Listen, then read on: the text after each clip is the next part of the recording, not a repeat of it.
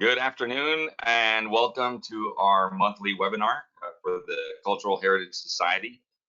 We appreciate everybody that's here now, and I'm sure we'll be adding more as we go along. And today we've got a very interesting topic, of course, the Isleta del Sur Pueblo's history. I think you'll enjoy this conversation with the tribe's preservation officer, Rick Quezada. What I'd like to do before we get started and I introduce our speaker is I'd like to throw out a quick poll. We'll be doing a couple of these through the presentation. Do a quick poll, and I'm going to throw that out now so that you can answer this. And then once we get through with this, then I'll introduce our speaker and get started. So here we go. It's a pretty simple question.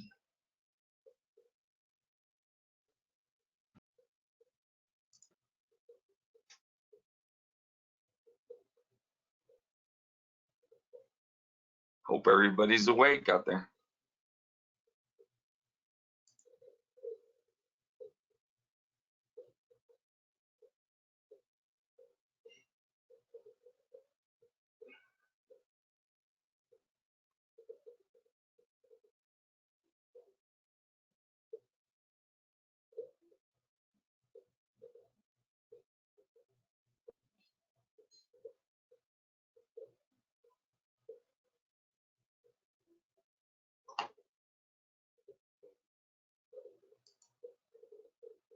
Okay, we got a complete poll, 100% response. And from what I can see is that everybody here has never been to one of our webinars. So welcome for the first time and be looking forward to the next one. If you're a member, of course, you'll get a notice through there, and we'll add you to our mailing list if you're not. And of course, we'd love for you to become a member of the Cultural Heritage Society. We're continuing to do some great work. My name's Al Borrego, for those of you that don't know. And I think we're ready to get started. Let me close this poll up. I think I know how to do it. There we go. And I can see we've got some people here and we're ready to go. So our speaker today, of course, is Rick Quezada, Preservation Officer for the Isleta del Sur Pueblo here in El Paso. And without further ado, here we go, Mr. Rick Quezada. Thank you, Rick.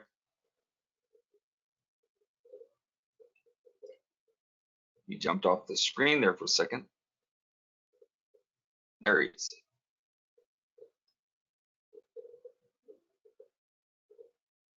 You're ready to go, Rick. Hello? Yeah, I'm ready. Go ahead. I think you missed the introduction. No, I didn't. I was just closing the door of my office here. Good afternoon, everyone. My name is Rick Quezada, and I'm currently the Director of Cultural Preservation for Isleta del Sur Pueblo. I am also the NAGPRA rep for the Pueblo. NAGPRA is a federal law that stands for Native American Graves Protection and Repatriation Act. So I do a lot of repatriations from museums, repatriating artifacts, and sometimes even human remains. So what I would talk to you about is a little bit about the history of our people here in the El Paso area. We originally are not from here, although we have a 340 plus year history here in the El Paso area. We were forcibly brought here in 1680 and in 1681 by the Spanish during the Pueblo revolt. The revolt was an uprising that was orchestrated by a tribal member from the Pueblo of San Juan, and his name was Pope. Pope was able to unite all of the New Mexico Pueblos to rid themselves of Spanish rule. They were very successful at it. They actually, pushed the Spanish out for, I'd say, a little bit over a decade, somewhere around 11, maybe 12 years, until finally the Spanish returned 10, 12 years later. But during the revolt, as the Spanish were retreating south to more safer grounds, they captured my people at the Pueblo of Ysleta. And there were two, I think there were two groups. The first was the first group was, of course, during the Pueblo revolt of 1680 that were brought here, and then the second group of my people were brought here the following year, 1681. The Spanish wanted to reconquer and retake the New Mexico province, and they weren't able to. They weren't successful at it. So they decided to come back, and upon their return, they captured another group of Tiwa speaking people from the Pueblo of Isleta, and they were brought here. I am a descendant of those two groups of people, along with the tribe. We're descendants of those two groups of people that were forcefully brought here in 1680 and in 1681. During that time, we were able to, rebuild. We still have a huge a ceremonial system that's a mixture of both Catholic beliefs and native beliefs, or Tiwa beliefs, and that is what we practice today. Actually, it's a mixture of both Catholicism and native religion. In our ways, we call that Natai, which is the native religion, right? And then Napipa, which is the Catholic religion, and they kind of merge together. And we're not unique in that sense, most Native American tribes are like that, from tribes in deep South America all the way to the New Mexico Pueblos. We practice some form of Catholicism here. That's of course heavily influenced and brought to us by the Spanish. Some of our government is also Spanish, of Spanish influence. We have a governor, we have a lieutenant governor, we have a tribal sheriff. Those were heavily influenced by the Spanish. In our form of government, our current form of government, dates back to about 1619 to about 1620, with the issuance of an act by the Spanish. They wanted to have some form of what's the word I'm looking for? Some form of or I should say, one leader to be able to represent the whole tribe. So they instituted the what today are known as, the governors and or the governor's office, and they issued canes of authority. The canes of authority, each of the pueblos have, us included. We were given our canes of authority not while we were here, but while we were still at Isleta. So we have our original canes of office that we brought here during the 1680 Pueblo revolt. We also have a drum, a very powerful drum. Means a lot to the people. And of course, during the revolt, we also brought a small statue, not a big statue, but a small statue of St. Anthony. And it sat at the mission for almost a little over 200 years, almost 300 years, until it burned. It burned down when the Isleta mission burned in 1908, I believe, or 1907, give or take. We, like I said, we have our own form of government. We have our own police department. We have our own fire department. We have our own clinic. And just yesterday, we opened the traditional calendar. So now we're getting ready or the preparations have been started for the annual St. Anthony's feast. St. Anthony's feast is our main feast. It's probably one of the biggest religious celebrations that we have here. And the practices for the dances started yesterday as well. So that's a little history.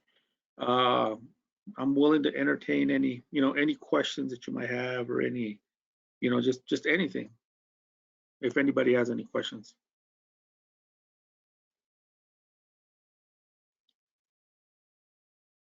Rick, there is a question that popped up here. Sure. I don't think you can see it. The question is, how many members are there in the tribe? How many members? Right now, we are a little over 4,000 members. 4,000 members strong at the Pueblo. Yeah.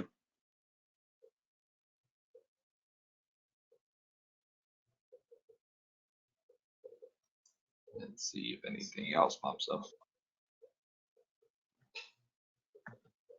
Yeah, if you have any questions, just go ahead and type them in the chat.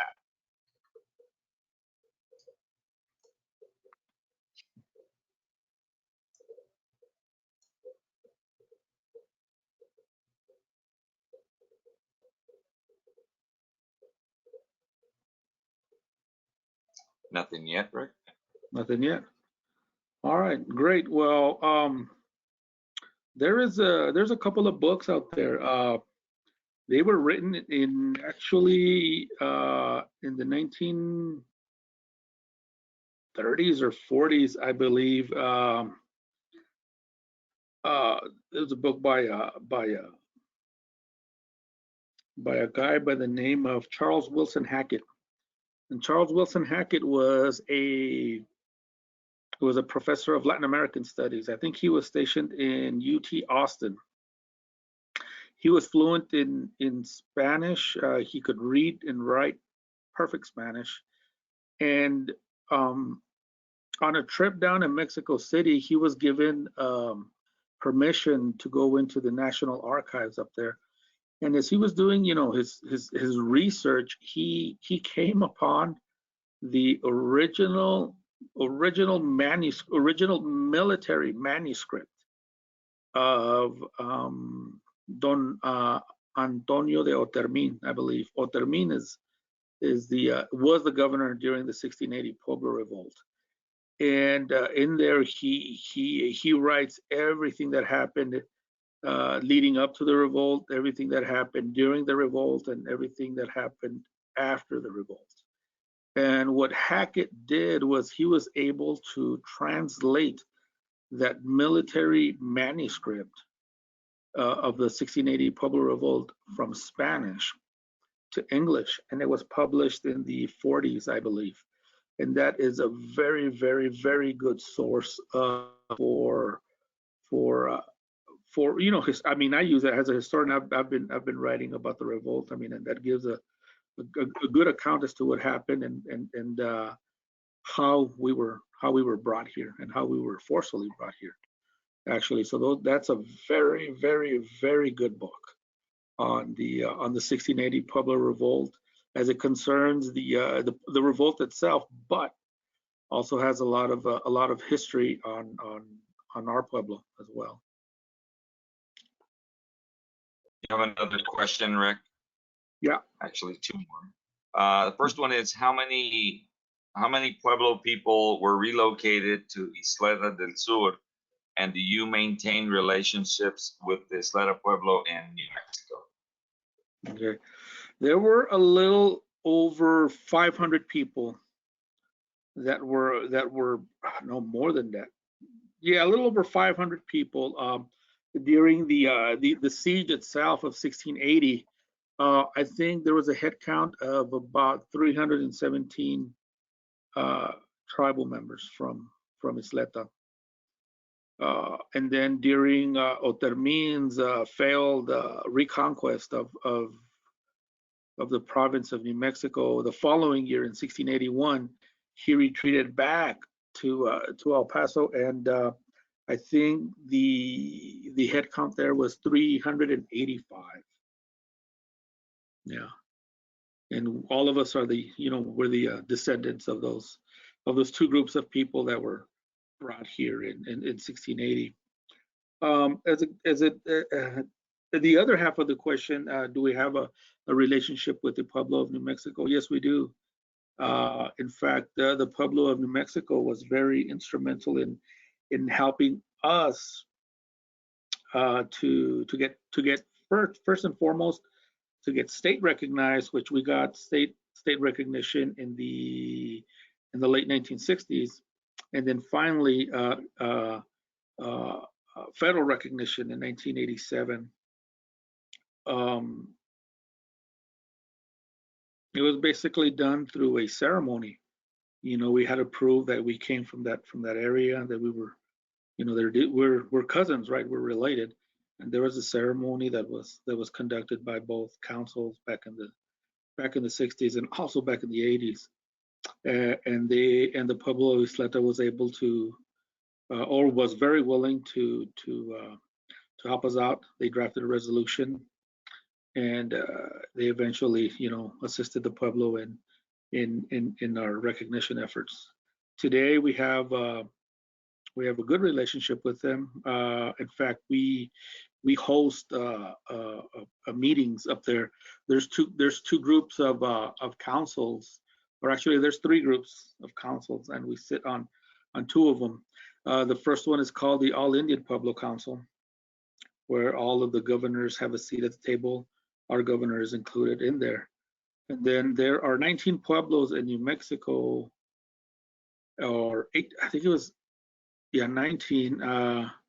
They call it the 8 Northern, well, it's basically 18.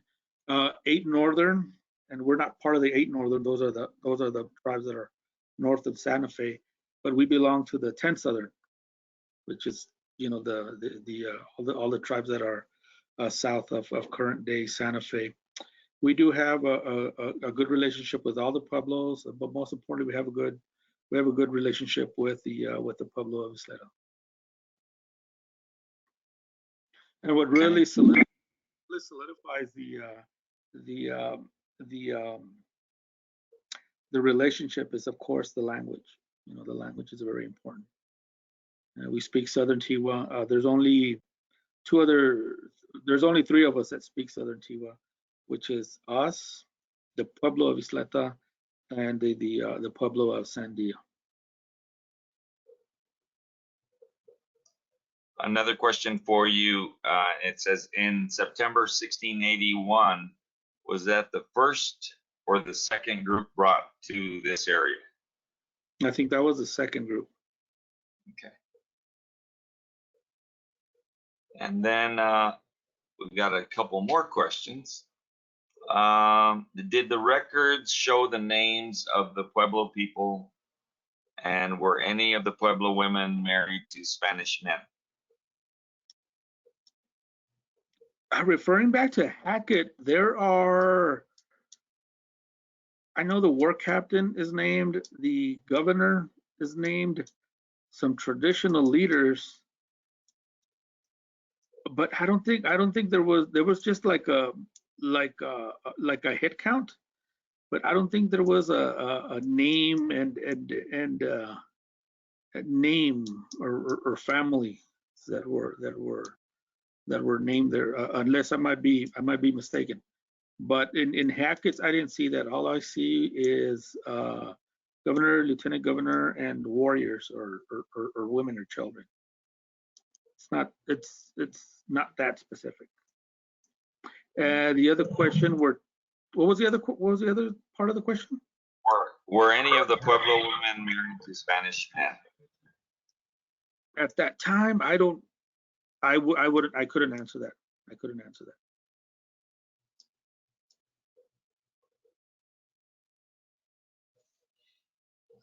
Okay. Tell us a little bit more about the language. Right? I mean, what's happening here in Isleta here at the Pueblo with the language. How's that going?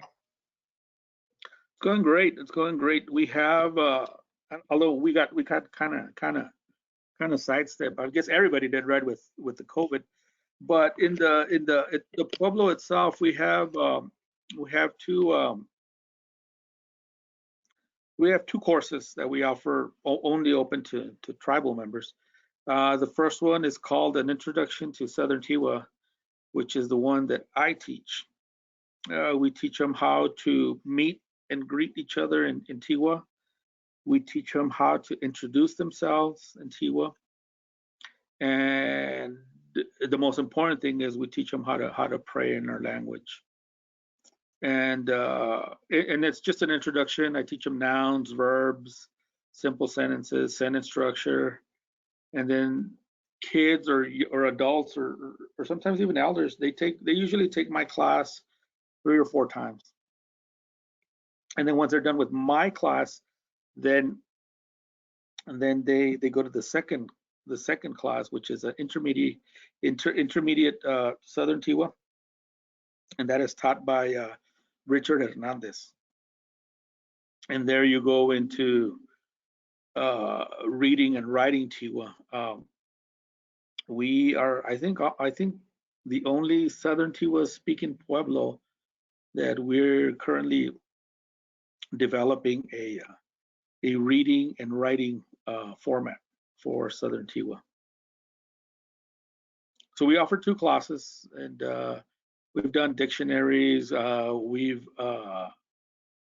actually applied for language grants through the ANA, which is the Administration for Native Americans, for language preservation.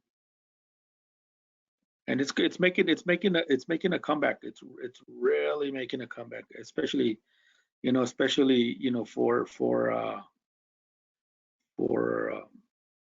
for traditional gatherings. Like yesterday, they had the first practice for preparation for St. Anthony's feast, and those are started. They're begun with a traditional prayer, with a traditional blessing that's done in our language. And currently we are training two young people that have shown an interest in Southern Tiwa, and we're training them to become teachers.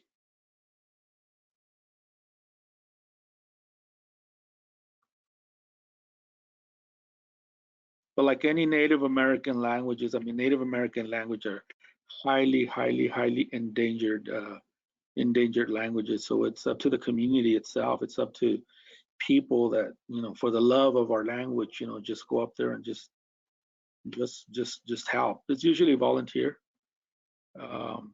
Usually we pay if possible through proceeds from grants and stuff.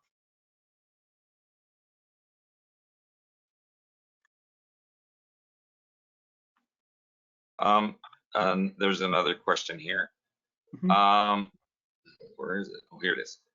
Does the Pueblo have a cooking book? It says cooking book with recipes of the tribe's foods. Yeah. We don't, but we it's funny you mentioned that. Everything is oral. Everything is done oral, but we did every year the tribe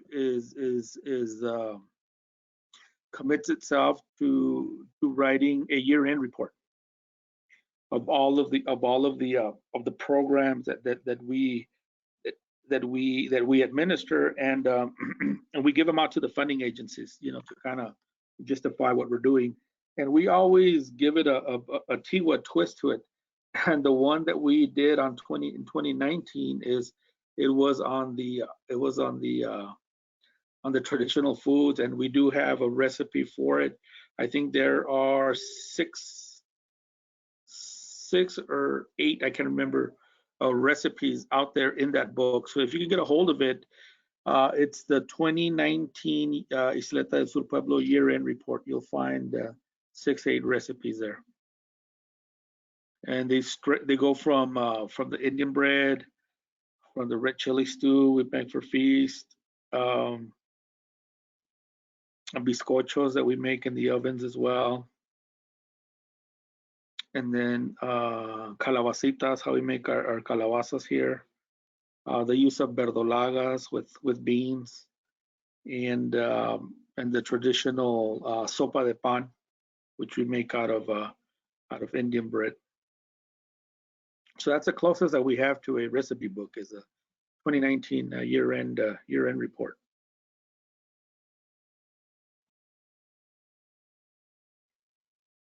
I think it's kicking up some questions now. The question is the cultural center open to the public? And Yes, you might it want is. to cover everything that's open. Yes, the cultural center is open. We have bread baking every other Saturday. The bread baking starts at 7, and with the final product, and you can purchase bread, I think at 12 o'clock to 1 o'clock in the afternoon. We are going to start with the social dances again on June the 5th. Will be the first social dances that we performed since COVID hit. We have an eagle dance, we have a buffalo dance, a butterfly dance, an eagle dance, and a round dance that we perform there at the cultural center. We are also in the process of developing a small library there that houses books on the history of our people. So students out there wanting to do research, or just historians wanting to learn a little bit more of the tribe, we have a little corner there where we have maybe around 50 to 60 books that have a tremendous amount of the history of our people in them. And then in the museum, we have 29 panels that depict the history of our people. And in that museum, we have the tribe's most prized possession in there. And we have a war jacket that was worn by a man by the name of Mariano Colmenero. And he made that jacket out of deer buckskin around 1870. He was a scout. He scouted for the U.S. military, and he also scouted for the Texas Rangers, and that is also in the museum. And we also have 6 traditional storage pots that are about 250 years old, and I give a great tour of that facility. And of course, we also have our garden, where we planted the 3 sisters, which is corn, beans, and squash. All of them are sprouting very, very, very, very good this year. And of course, then we ended with the bread baking. So we are open. It's open to the public.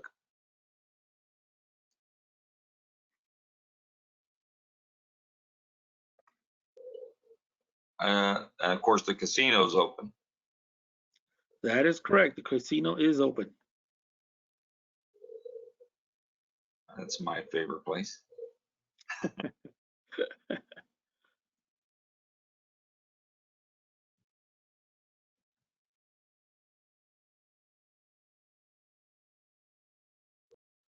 you have any questions, be sure to add them to the questions bar. Or you can also put them in the chat. We can also pull them out of the chat. Yeah, COVID, I think, played a really weird twist on everything that we were doing as far as preservation and history, and it just put a damper on everything we were working on. Yeah, it did. But I mean, we're back. We're trying to bring back all of the programming that we did. I know for the tribal members, the language classes were were we're a bummer. Nobody we can I couldn't even give classes, but now we're starting the classes up again, and then also the dancers, they wanted to perform for the public, and now they can Well, that's perform. good because I like using the dancers at our events down here in San Luis. Maybe we can get them going again down here. That'd be great. Yeah, oh yeah, They oh love them yeah, down here. yeah. Everything. Somebody asked. Go ahead. Go ahead. No, no. Is there a question out there? Yeah, there's another question. Karen asked to please talk about the dances that are performed on St. Anthony's Day and their meaning. Okay. The dances that are or the dance, right? Or no, there's two dances actually that are performed for St. Anthony. It's a corn dance. Our people, we historically we were still are actually an agriculturally based society where our main food source was what we grew, corn, beans, squash, melons, watermelons, chilies, um, and calabazas. So for that day, the men wear almost like a cocky shirt, cocky pants with moccasins, and their sash with red fringes, kind of mimicking kind of like the old war jackets that were worn by our people. And then they have a gourd on one hand, we call it shier. It's a gourd. And then we have a bow and arrow, which is a huiran, and hroan, which is bow and arrow. That represents power. And the gourd represents makes a rattling sound, kind of like this. Represents rain. And then the female, it wears a manta, which is a black dress, and moccasins, and the cape in the back. And she wears a bandana with ribbons, colors of the rainbow, right? After it rains. And in her hand, she has an arrow, a traditional arrow made out of wood, and it usually has turkey feathers on the arrows, signifying that the turkey was a good contributor to our diet. There's a lot of wild turkeys, especially up north. And then on those arrows, the women tie corn stalks on them, and that's how they dance. They honoring the the mother corn, so to speak. Corn was very instrumental to the survival of our people. So it's a huge corn dance, a mixture of Catholicism with a lot of native religion mixed in there.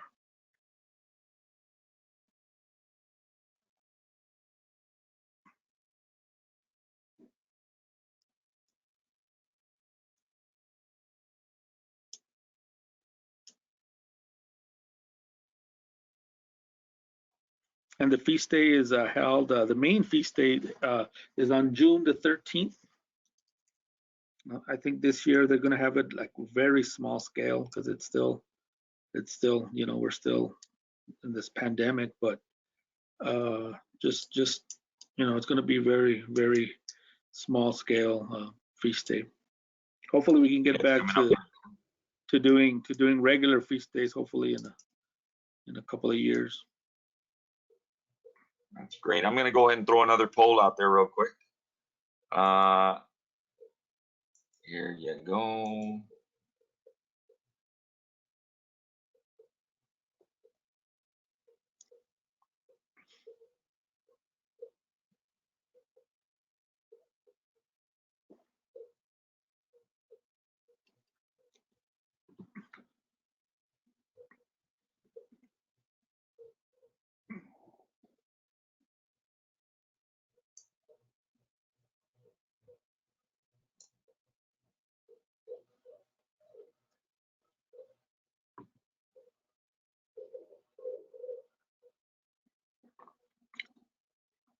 We're still waiting for a couple of votes.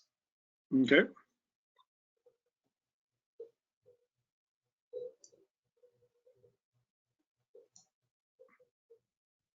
It's ready to close. The question was, have you visited the Isleta del Sur Pueblo? And we had 67% yes, and of course 33% no. So of course we want to get them out there.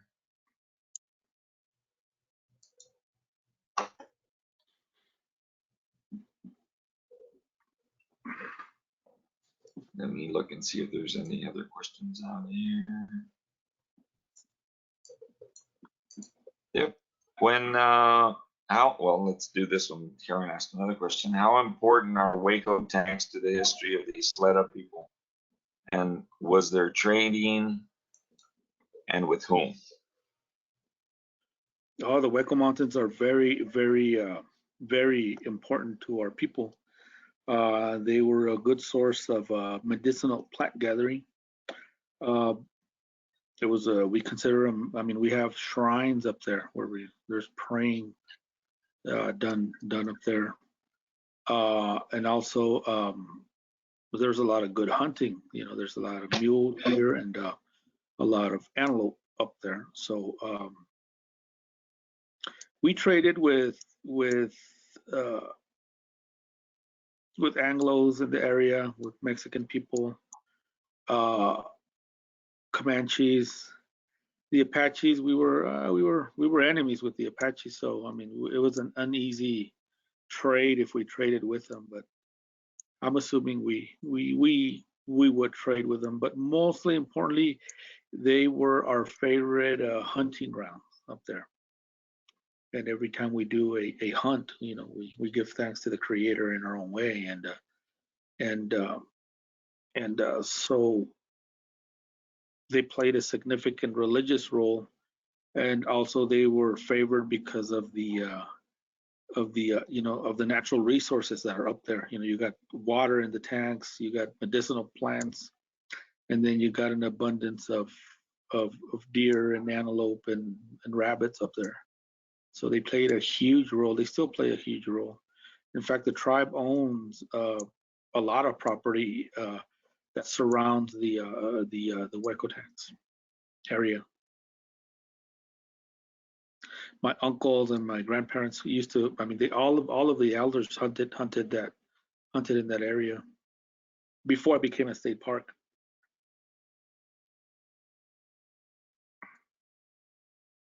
Another question for you is, when was the Isleta del Sur tribe recognized? Like I said, there was two recognitions. One of them was done in almost 20 years apart. The first one was done in 1967, where we were recognized by the state of. We were recognized by the federal government, but Texas assumed responsibility for the tribe. So once we got recognized, the federal recognition was immediately transferred to the state of Texas, and we became a state tribe in 1967. And then finally in 1985, the tribe decided to apply for federal recognition to get federally restored. And we got federally recognized, I believe it was on August of 1987 is when the tribe was officially federally recognized.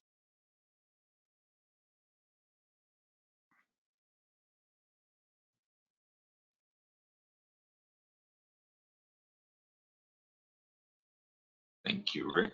So let me ask you a question, Rick. So you had mentioned before, probably before COVID, that the tribe was working on some kind of agricultural program. I believe it was to start a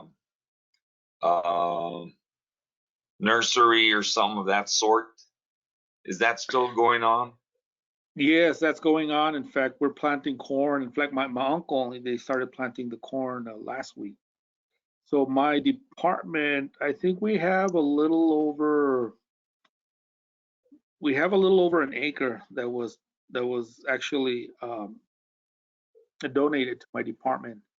That one's located at Paquitu. Paquitu is the reservation that's located in Socorro. By the way, Paquitu means pumpkin village. And then the one at Ysleta, the original one where we're at, that's called Iaquitu, which means corn village. So here at Paquitu, we have about an acre. We planted just huge. We did. I think we planted 15 rows of corn. The rows, regular rows, and I think they're about 200 feet long.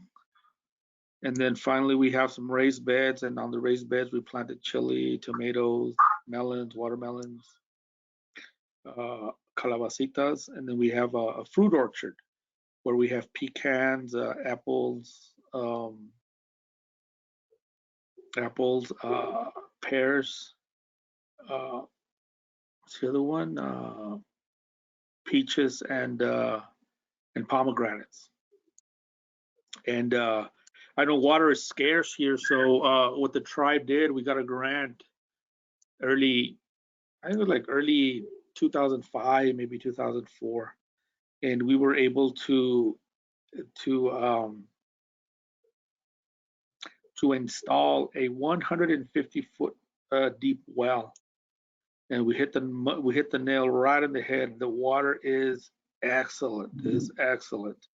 So we have our field, and then most importantly, we have access to an abundance of water to be able to water our crops. So COVID hit, so we weren't able to do anything last year, but the end goal is to develop a farmers market where we can sell our fruits and vegetables to the public. Right now, what we're doing is we are donating the fruits and vegetables that are grown there. We're donating them to needy tribal families.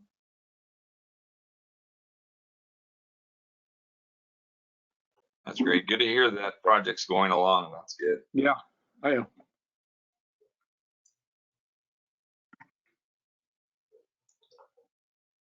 Okay, let me look again and see if we got any other questions. Doesn't look like it. No.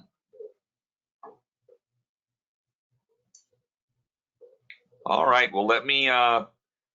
We'll throw out my final poll, and then we'll see if anybody has another question while we do that, and come back to you, Rick. Hold on one second.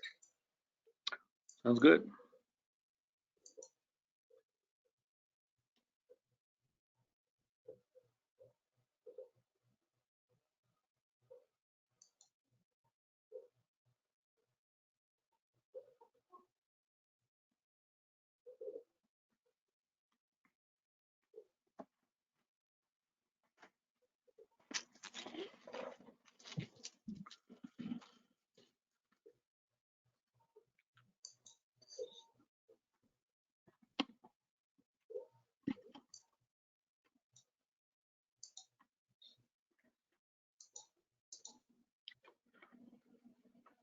I closed the darn thing before I was supposed to.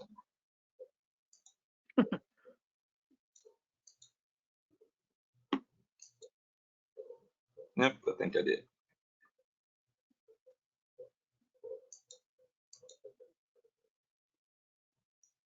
Yep. Sorry, y'all. I think I killed the poll before I was supposed to.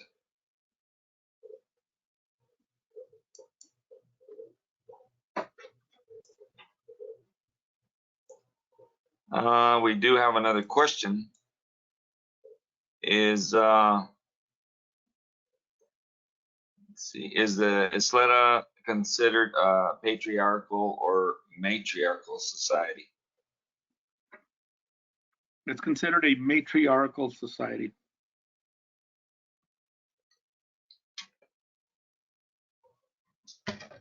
Can you elaborate on that a little bit?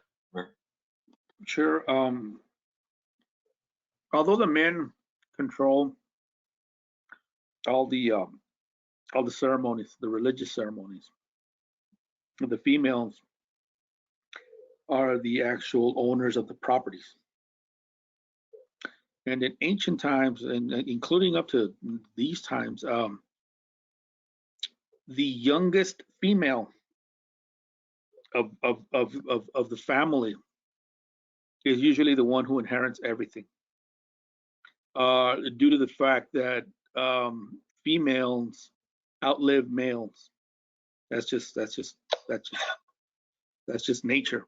So in our belief, if the youngest female is able to inherit the properties, then for us that tells us that the properties will stay within the families. They will be protected and by the female side. So females also own the land, and they own the homes that the men built for them. They also control certain ceremonies in the Pueblo. And as we all know, females are the life givers.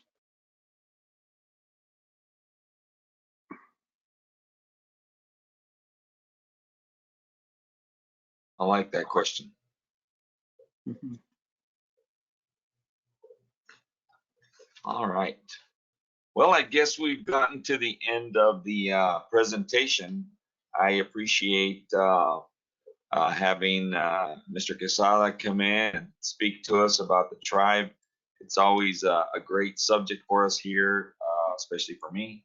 And I appreciate you making the effort to come and be with us today, and to have our attendees as part of the presentation. We hope to keep bringing these presentations to the public, of course, for free. We'll be doing it every month. And just check out our webpage, culturalheritagesociety.com, for additional information and any other events that we are a part of. And I want to thank you all again. And if you have any additional questions, be sure to email us on it. And always remember that this presentation will be available on our history platform on our webpage. You'll be able to see it probably in a couple of hours. It'll be there for the public to view. And I usually find that we get a lot more people watching it after the event than during the event. I guess they've got something else to do at 4 o'clock in the afternoon. But thank you to all of us for joining us today. Thank you, Rick. I really appreciate your work. Thank you, and thanks a lot for inviting me. All righty. See you guys.